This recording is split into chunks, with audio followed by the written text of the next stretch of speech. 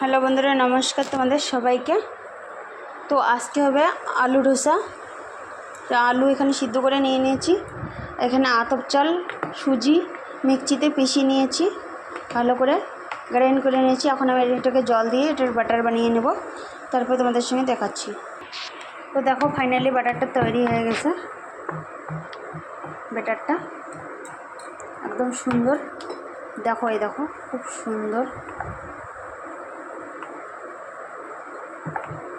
তো এটা এখন আমি এখানে 10 মিনিটের জন্য ঢেকে রেখে দেবো, তারপরে এটাকে বানাবো। ততক্ষণ আমি আলুর মশলাটা তৈরি করে নেব। তো তোমাদের আলুর মশলাটা কীভাবে বানাই ওটাও দেখাবো। তো আমি এটা এখন 10 মিনিটের জন্য ঢাকা দিয়ে রেখে দেবো। তো দেখো, ধোসার মশলা তৈরি করার জন্য আমি তেল দিয়ে দিচ্ছি কড়াইয়ে। তো এখানে আমি মিঠি নিম মতলব নরসিংহ পাতা নিয়ে নিয়েছি কিছুটা। পেঁয়াজ রসুন দেবো না, তো বিনা পেঁয়াজ রসুন মিলাই বানাবো। তো ওই জন্য দেখো, তেল দিয়ে দিচ্ছি, গরম হয়ে যাচ্ছে। তো তোমরা দেখে দিচ্ছেন তেল গরম হয়ে গেছে।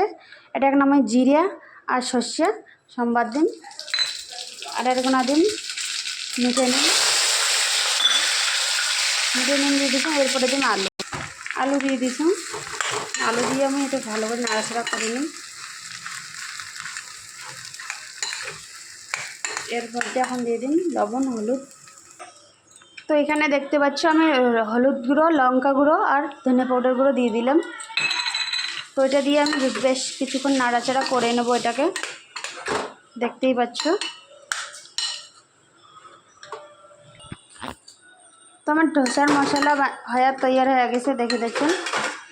এখন আমি এটা নামে নিয়ে ধোসার জন্য প্যান বসিয়ে দিন।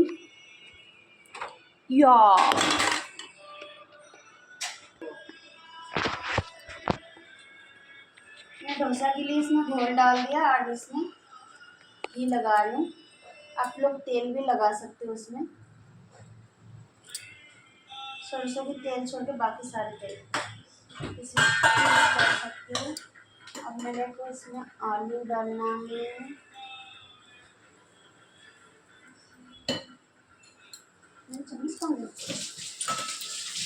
चम्मच की बाबा।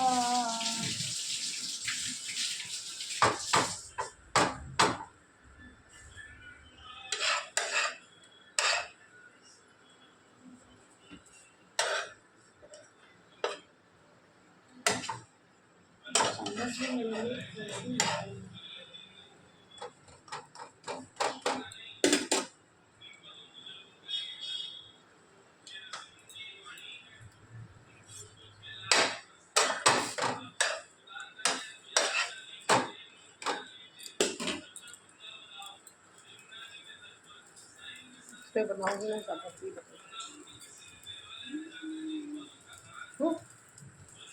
बन गई।